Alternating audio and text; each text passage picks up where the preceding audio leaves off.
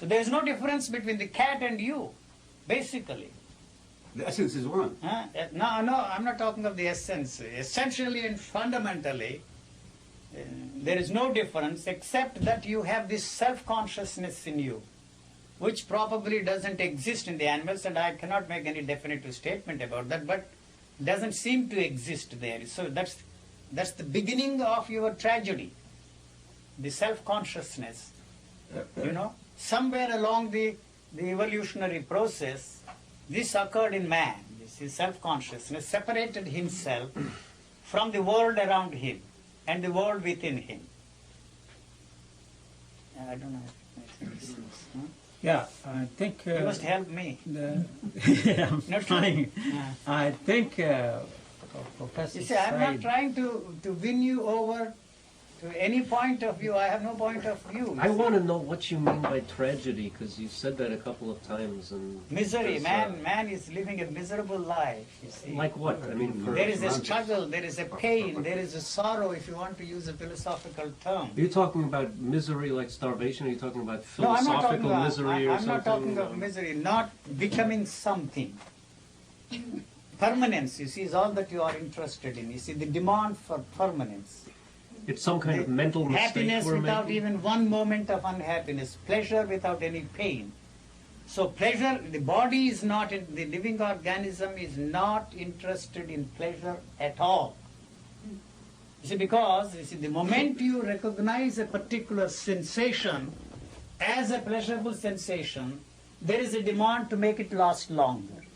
You see, a pleasurable sensation destroys the sensitivity of the nervous system, so it is not interested in the permanence or the continuity of a pleasurable sensation. That's all that I'm saying. So that is why the moment you separate yourself from that sensation, which is neither pleasurable nor painful, but just a sensation, you have turned that sensation into a painful sensation. That's all that I'm saying. It is a pain. And you're saying the basis of it is self-consciousness. Self-consciousness. That's the misery you're talking about. The division in your consciousness which is absent there in the animals, but this division is necessary for the survival and also for producing one like this. These are the two basic things in a living organism, whether it's a human being or an animal or you see any other form of life, to survive and to reproduce one like that. There, this division is absolutely necessary. So that means that you're saying that certain kind of self-consciousness is there in you as well. No, the self-consciousness comes into being when there is a demand For survival. for survival. You see, that's all. So I'm not for a moment denying that your belief in God, your belief in political ideologies are also part of this survival mechanism. It's an extension of the same survival mechanism. Those who believe in God, those who do not believe in God. Those who believe in God had a better chance of survival than those who did not believe in God. Like that, you see, political ideologies, communist, God knows what other systems of political idiotic ideologies we have today. What makes you think it is necessary for survival, that kind of self-consciousness? What makes you think it is necessary It for is survival? not necessary, that's all that I'm saying. It For has survival. become For survival. For survival. It's not really necessary Not for at all. survival. It just happens to be a mistake of nature. That's all that I'm saying. So that mistake is a great big mistake which will destroy everything. See, I'm not concerned about the continuity of mankind. Yes, after all, mankind is an extension of yourself. Mankind is an abstraction.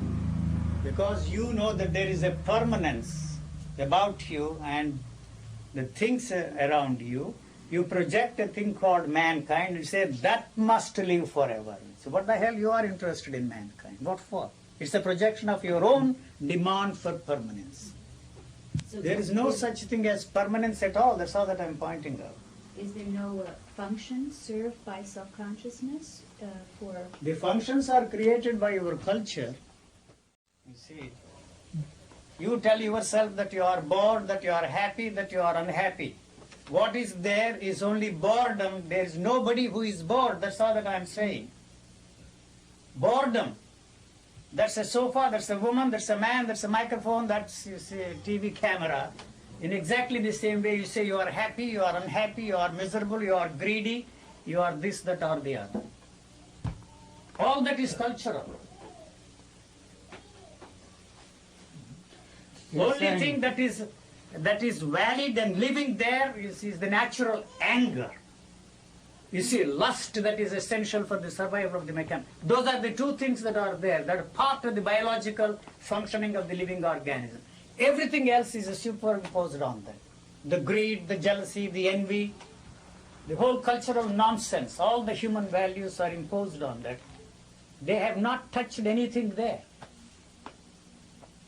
There is such a thing as the world mind, you see.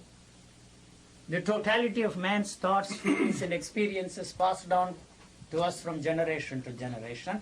You have to use that to experience yourself as an entity. You know, what you call you cannot be experienced without the help of that knowledge. So our very existence as an individual or existence as an entity depends upon that. How can you separate yourself from that and say, this is me? In that sense, I say you have no freedom of action. When I say that, I am not saying that there is such a thing as fatality and all such things. You have freedom of action if you want to come here or you don't want to come here. That's all. Even there, I don't know how much of freedom you have. There is a conflict. See, there also. So you're actually questioning the very idea of there being such a thing as the mind doing some projecting. That's really the response he's giving to what you said. Yes. That's the point I think he's trying to make. But you're not saying that, for instance, Murti is just a figment of my imagination, are you? Okay. See, he doesn't exist unless you exist. I don't know if I... That's true. That's true. The world does not... I'm not denying the world. You see, don't get me wrong. I'm not saying that the world is an illusion or anything. It's just absolute rubbish to call it the world. Whatever you experience of the world is unreal. So what I'm saying is that you have no way of experiencing the reality of anything except through the help of this knowledge.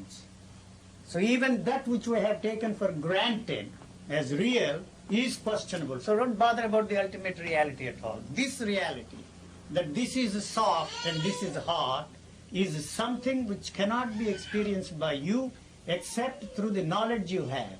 And what is that knowledge? It's memory. What are you? What is man? Somebody asked me. It's just a memory.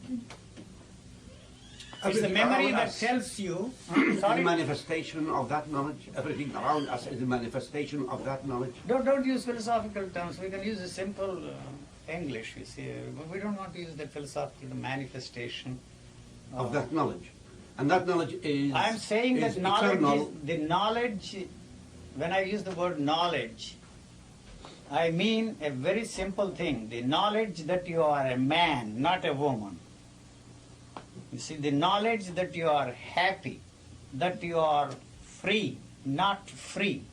That is the knowledge I am talking about. There is no other knowledge as That's far the as realization. Huh? Realization that I am a man, not a woman. Realization that I am happy and not Happy. to realize that. And Yes. the realization of the person. But is there anybody who is happy? It is to say anything. It is not there. Nor am I at the same time reluctant to say anything. Not, you see, it depends upon you. You are the medium through which whatever I'm supposed to be saying is expressing itself. I'm not mystifying. You are the medium through which it is expressing. It has no other way of expressing. And so you are not listening to me anyways. You can't listen without interpretation. You know, there is no such thing, art of listening and all that kind of thing. You have no way of listening to anything except through interpretations. Is it possible for you to listen to anything without interpretation? And why should you listen without interpretation? That's all that you can do. If somebody says that, you see, that there is an art of listening, that you can listen to things without interpretation, it implies that there is something marvelous is going to happen or some such thing. How about when you listen? It's just noise. You regard it as noise? You know, the computer is registering everything. You see. It's It's an automatic thing, you know. You are just a computer there. That's all. You don't want to accept that fact. For centuries we have been brainwashed to believe that there is something there, that you should not be just a mechanical human being, you know, that you should be this, that or the other, you know. And the misery or the tragedy of mankind is because of that we have superimposed on that what we call human values. You see. The human values are responsible for the tragedy of mankind, because they're all false. So what they have done is to create misery, you see, suffering. You suffer because they are false and they have falsified you. The question, how can they be false, the great teachers of mankind? They are all false, you know. So this certainty that I have stumbled into somehow is something which cannot be transmitted to you, you know.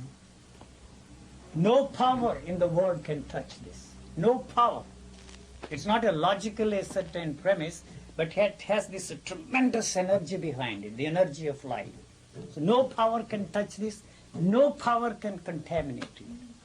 There is only one person who can make this obsolete, and that is you, because you will touch life at a point where nobody else touched it before you. So all those who existed before you, all the teaching is false as far as you are concerned. This is all that I can say. So you can't be yourself as long as you want to bring about some change in you. That's all that you are interested in. How can we help wanting to change as long as it seems to me that every thought we think is an attempt to change? Change, you see. How can That we is help why every it thought has we created violence there. So you would dream that you are going to have a peaceful state of mind through war. It is an impossible dream. That is why you cannot create a peace around you through war. You cannot create peace in this world. That's period, full stop, full period.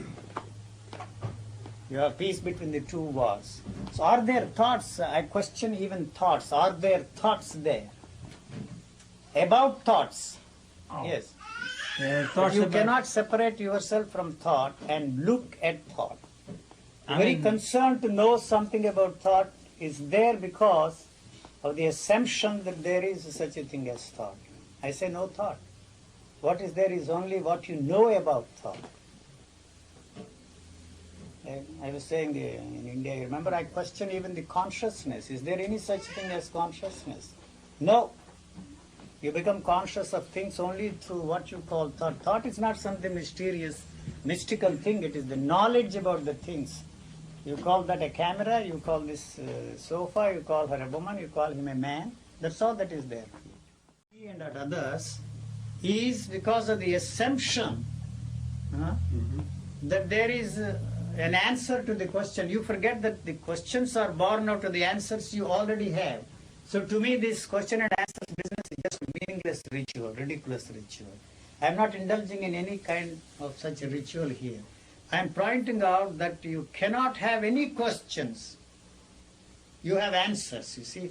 And you really don't want the answer for the question you are throwing at me, because that means the answer is in jeopardy.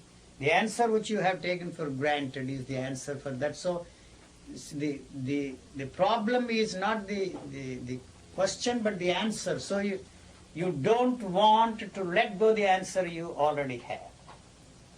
So your interest is to throw this question at me out of curiosity, and if the answer confirms the answer you already have, you accept it, and if it doesn't confirm, you reject it. The answer you already have is what exactly? An idea which I want, of a state I want to be in, and myself to be in that state. True, but that's the answer. So whatever it is. This state that you are talking about, your state, does not at all exist except in relationship with the state you want to be in. Exactly. You see, you want to be happy for whatever reason, that is why you are unhappy. So I really do not know what happiness is like. In fact, I do not know I myself. really don't know what happiness is like, so I cannot be unhappy. Except I do That's all not. that I'm saying. I don't even know myself except in relation to that state I want to be. Exactly. I have no existence. Of So it. that is false, and that has falsified me.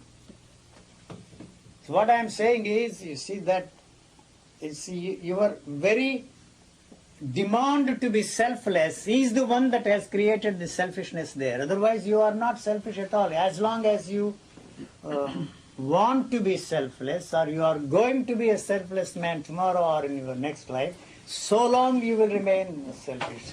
The other day I was saying, you see, if there is no trace of love in your heart, you cannot hate anybody.